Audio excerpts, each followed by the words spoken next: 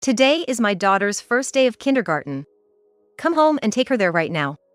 I took the call from my eldest son's wife, Maria, at my late husband's funeral, and I was so taken aback by the way she said it that I let out a huh in response. You do know that today is my husband's funeral, right? Yes, I know. So what? Isn't it more pathetic to keep thinking about someone who's gone forever? Maria dismissed my trembling question with those words. Even over the phone, I could imagine her looking down on me with her characteristic upturned eyes. I was left speechless, without the strength to argue back. Understood. I bit my lip hard, trying not to let the tears fall. Little did Maria know, she would come to regret underestimating the strength of our family. My name is Sally Nathaniel, 71 years old. At over 70, in the midst of my twilight years, my family consists of 4 members. My husband Mike and our 2 sons, Tom and Theo. Mike and I met at work. We were both high school teachers. Mike was transferred to a different school in the same district after a while, so we only worked together for a few years after getting married. I took maternity leave when we had kids and ended up stepping away from teaching. Our children are Tom and Theo. Theo was a handful during his teenage years, getting mixed up with the wrong crowd at school and causing trouble in various ways, which led to many apologies. It's a funny story now, but it was quite the concern back then. Tom was gentle and indecisive. Far from causing trouble, he didn't even go through a rebellious phase. Shy about standing out, his hobbies were reading and math, growing up to be the exact opposite of his brother. Yet, I think both of them are very honest and good kids. Now both of them have grown up to be admirable individuals. Tom leverages his strength in science as a salesman in an IT company, while Theo, perhaps making use of his wild days, is a professional boxer. Tom lives at home and Theo lives alone, so it's rare for the entire family to gather, but we make it a point to meet at least once a year. My family has always been my safe haven and my emotional support. However, those peaceful days were suddenly disrupted. One day, before going to work, Tom said he had something important to discuss. What could it possibly be? Maybe he's quitting his job? While I was pondering various possibilities, Tom came home early, followed by a young woman with a noticeable baby bump. A few minutes after, letting them in and taking a sip of tea, Tom began to speak. I'm getting married to her. What? That statement was so unexpected that both Mike and I exclaimed at the same time. Can you explain what's going on? Mike asked, with a tone that seemed to command not just himself but the atmosphere of the room. Yeah. She's Maria. She works at the reception of my company. Tom started with a rather awkward introduction. And yet, despite being introduced, Maria herself just sat there, not attempting to say a word on her own. So, we were, dating, or more like, it just happened. Tom's explanation was hard to listen to. Mike began to frown, and I thought he was about to intervene if Tom continued in that vein, but Maria, sitting next to him, cut in. I'm pregnant. I'll be entering my final month in another month. Mike and I gasped. The way she said it, so matter-of-factly, did not seem to match the gravity of the news. Tom, is that true? Mike asked again. It's natural for a parent to want to hear it from their own child. Tom, resigning himself, swallowed audibly and began to speak with a quiver. Yes. His voice was barely above a whisper. I almost let out a sigh. Why didn't you tell us sooner? I only found out about it a week ago myself. Until then, Maria was just off work, and I hadn't heard anything. But, first of all, Maria? How old are you? I looked at Maria sitting in front of me and was at a loss for words. Maria looked significantly younger than Tom. Plus, despite being pregnant, she wasn't dressed in maternity clothes. She wore a miniskirt and a top that was low-cut enough to reveal her cleavage. Moreover, she sat there without saying anything, like a child who had been brought along. Me? I'm 26. 26? Tom is 38 this year. Surprisingly, there's a 12-year age gap between them. Anxiety rushed over me, and I felt like I might collapse. Can you two properly raise this child? Tom, can you support them? Contrary to my feelings, Mike composed himself and asked with a commanding voice. His eyes fixed directly on Tom. I want to live with Maria and the child. Tom said, looking back at Mike with determination, a stark contrast to his previous hesitance. I was taken aback by his gaze. Understood, Mike finally said, and Tom's gaze relaxed only when he heard the answer. Though I don't know much about Maria, her smile seemed shadowed, lifting only at the corners of her mouth. The child was born right on the due date. She, Kaya, was named after Maria's suggestion. I thought a different name might be better, but since Tom agreed, I didn't have a say. Eventually, we decided to have a small wedding ceremony with just the family. Maria appeared to be estranged from her relatives and said she had no one to invite to the wedding. Moreover, the wedding was so sudden that inviting people was difficult. And then there was another problem. That was about what to do regarding our living arrangements after getting married. Since Tom was still living at home, this caused a lot of concern. Maria had been raised in a facility and had lived alone since high school. Paying rent while raising a child and both working seemed impossible. I understood this, having taken maternity leave myself. After discussing it with Tom, we decided Maria would also live in our family home. I was strongly against it. Why should we have to let someone we hardly know, and who isn't even friendly, into our home? Recently, she asked me with a smirk, "Do you dislike children, mother-in-law?" When I asked, "Why do you think that?" she replied, "You don't seem to show much affection, do you?" I couldn't believe she would say such a thing to the mother of the person she was marrying. Moreover, she always seemed to single me out for confrontation within the family. Additionally, childcare was mostly left to others. Maria constantly dumped it on Mike and me, while she wandered off somewhere. I became concerned about where she was always going. Unable to overlook Maria's attitude and actions any longer, I decided to talk to Tom. "What do you like about Maria?" "Well, I guess it's that she relies on me. You know, Maria had a complicated family and a lot of past issues. She might seem tough on the outside, but she's actually really kind." "I see," Tom said, looking happily at his wedding ring. I couldn't say anything more. Kaya is growing up healthy and strong. This year, she's finally starting preschool. Children really do grow up fast. Maybe it's just because I love children, but I found myself reminiscing. I remember when you two did things like this. Perhaps because Maria doesn't do much parenting, Kaya has become very attached to her grandparents. Honestly, I feel there's something off about Maria's way of interacting with children. Kaya seems to be afraid of Maria. Even when I mentioned it to Tom, he dismissed it as me worrying too much, so I decided to just wait and see. However, something terrible happened. Mike collapsed. Early in the morning, a loud thud echoed throughout the room. When I went to check, Mike's pulse was already weak, and it was too late by the time we called an ambulance. I phoned everyone in the house and Theo to go to the hospital and receive the doctor's explanation. The diagnosis was an acute myocardial infarction. We were allowed to see Mike one last time in the morgue. When I peeked under the cloth covering his face, Mike looked so peaceful, as if he were just sleeping. I expressed my gratitude to him in my heart. We decided to hold Mike's funeral sometime soon. Everyone in the family, except for Maria, attended. Mike's altar was beautifully decorated, and in the center, there was a photo of Mike smiling, taken during our first shrine visit of the year. Before the cremation, we said our final goodbyes and offered flowers. Thanks to the makeup, Mike looked different from when we saw him in the hospital.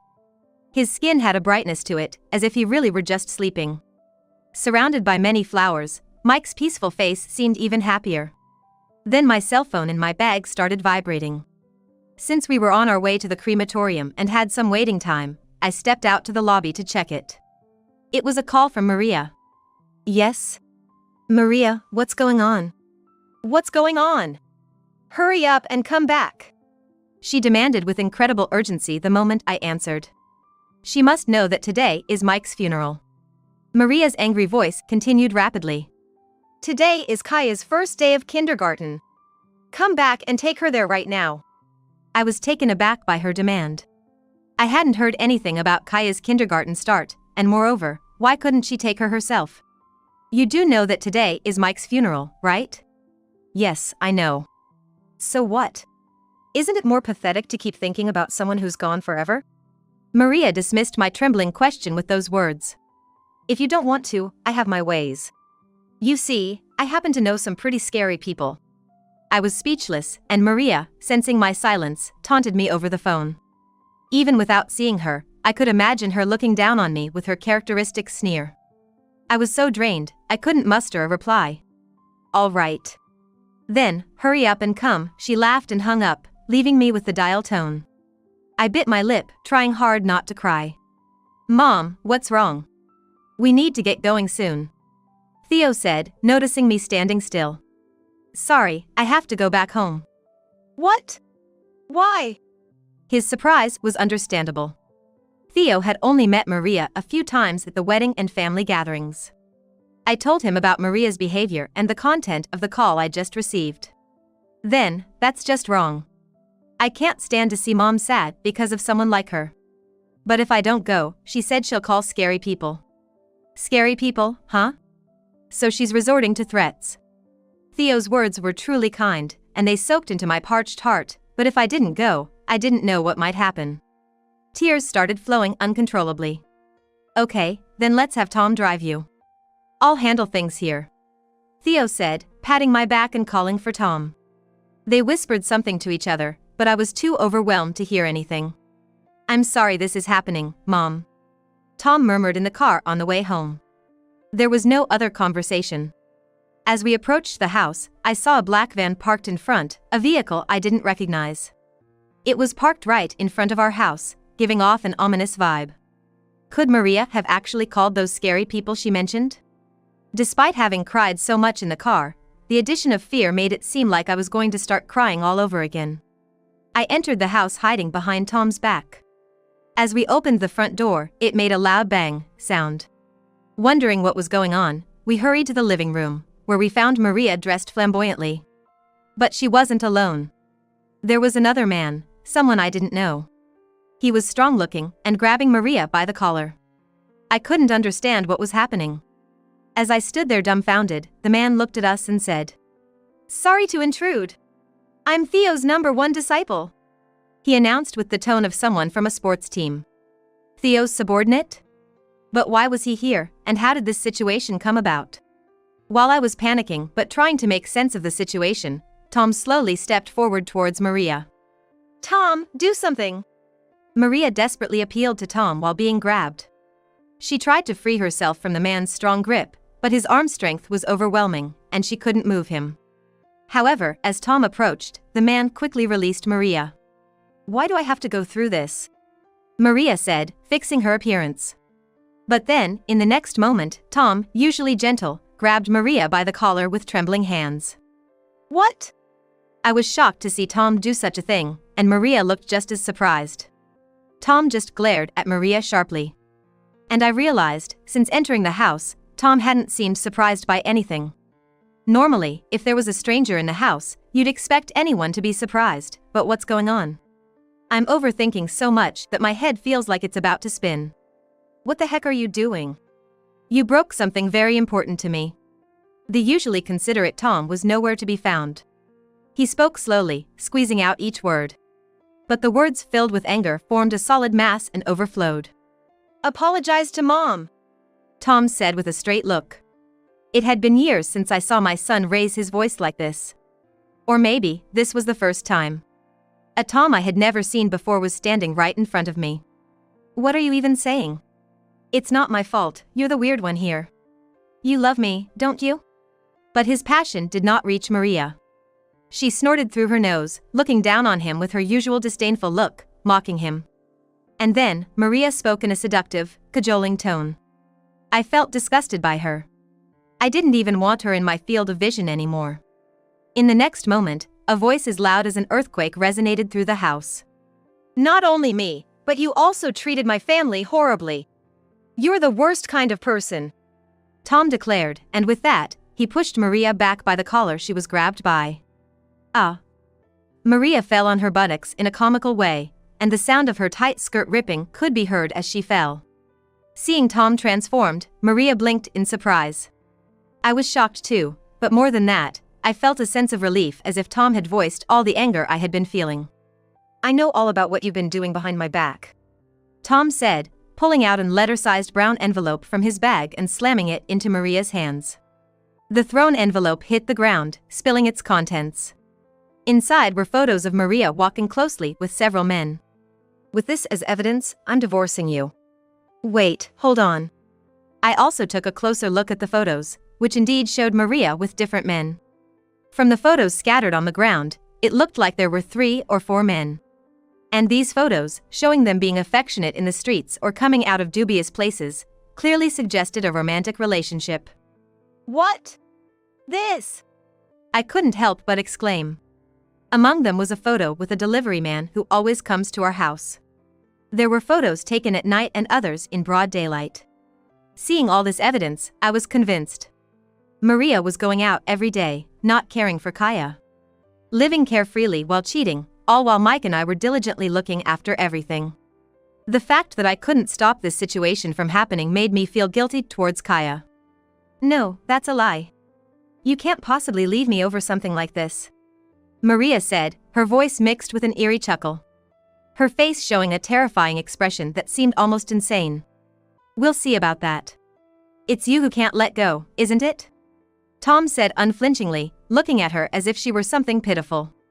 With that one line, Maria was completely knocked out, remaining silent and looking down. It's okay, thanks. From here on, just as Theo said, please. Yes, sir. You were awesome, just like Theo's brother should be.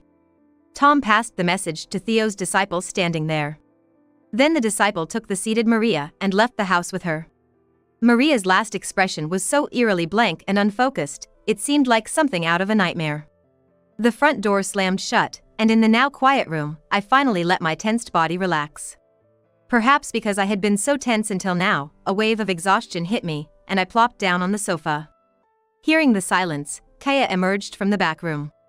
Her eyes crusted with tears, possibly from crying earlier. Tom gently picked her up. Just now, an unknown man came in. He said he was going to get rid of the bad person, so I should stay in my room. She began, tears welling up in her big eyes again as she started rubbing them with her hands. Worried she might irritate her eyes further, Tom gently wiped them with a tissue. Then Kaya whispered, "Mom's gone, isn't she?" In that moment, both Tom and I understood. To Kaya, Maria wasn't seen as a mother but as the bad person. "Yeah, she's gone." Yee. Tom replied slowly, and Kaya's face lit up with genuine happiness. Clinging to Tom, she looked up at him with her eyes sparkling and started talking again. Daddy, I love you. You got rid of Mom, didn't you? Huh? Why do you think that? Because the man said Daddy would protect me. Daddy's my hero, right? Faced with Kaya's question, Tom answered with a laugh, showing a mix of sheepishness and reliability. From now on, I'll try my best to be that. Kaya looked puzzled but stopped crying after Tom stroked her head. Seeing my bewildered state, Tom explained everything to me. It turns out, Tom knew about Maria's affairs but had kept silent. However, troubled by whether to continue ignoring it, he consulted Theo, who then recommended a service that investigates infidelity, and thus he had evidence at hand. If I had known all this, I would have advised him to divorce her right away. In the middle of Tom's explanation, I couldn't help but get angry, wondering why he had endured all this. The reason he hesitated was largely because of the child. No matter how unpleasant Maria's actions were, to Kaya, she was the only mother in the world, and that was something that couldn't be changed no matter how hard anyone tried. But hearing Kaya's words earlier, Tom regretted not divorcing sooner, holding his head in his hands. Part of his hesitation also stemmed from a lack of confidence in himself. Tom had been deeply in love with Maria, and feeling liked by her had given him a sense of self-assurance. However, he gradually began to feel a distance growing between him and Kaya, and Maria's affection for him waning, which led to his indecision. He was scared of what would become of them if things continued as they were, Tom shared. Now, looking at Tom calmly talking about himself, I felt reassured. There had been something off about Tom since he met Maria. Love is blind, they say, and it was certainly true in his case. It turns out, the courage to make a decision and clear his doubts came thanks to Theo. Before coming to the house, Theo had whispered to him, apparently telling him, only you can decide who you truly care about. At that moment, Theo had also mentioned sending his disciple over to the house, making it possible for Tom to make the choice he wanted to make right there and then. Really? Sometimes I can't tell who's the older brother, Tom said, somewhat embarrassed. I'm really sorry for everything up until now. But this family is what's important to me, Tom said, looking me straight in the eyes. I couldn't help but shed tears of happiness this time. When we hurried back to the crematorium with Kaya, Theo greeted us with a smile, saying, "Oh, you're back." The funeral home was in quite a panic. The reason for the panic there was that some strong-looking men seemed to be keeping an eye on the staff. "Theo, what's all this about?" "These guys are some old friends of mine. I told them we needed to wait before proceeding with the cremation, but they wouldn't stop, so I had them come over to keep things under control." I internally questioned if this was another form of intimidation, but since it allowed us to make it in time for the cremation, I decided to let it slide just this once. The funeral proceeded without further issues from then on. The Adam's apple was beautifully preserved in the ashes, a rarity, as mentioned by the crematorium staff. Hearing this, our family shared a knowing smile. With Mike's affairs settled, Tom immediately proceeded with the divorce. Maria had no intention of parting ways and took a combative stance, so Tom presented the evidence in court and was able to cleanly end their marriage. Tom was granted custody of Kaya, and on top of that, Maria was ordered to pay $20,000 in compensation. Out of kindness, Tom decided not to pursue child support from Maria, who had neglected her parenting duties and left everything to Tom after quitting her job. She's now desperately job hunting and working part-time. Afterwards, our family managed to regain our happy life. Tom has been doing his best as a father, with me supporting him along the way. With Maria's absence, Kaya has become much more lively and cheerful than before. Theo occasionally comes home to play with Kaya. Mike's portrait on the family altar now seems to smile even more happily, seeing our family back to its original state.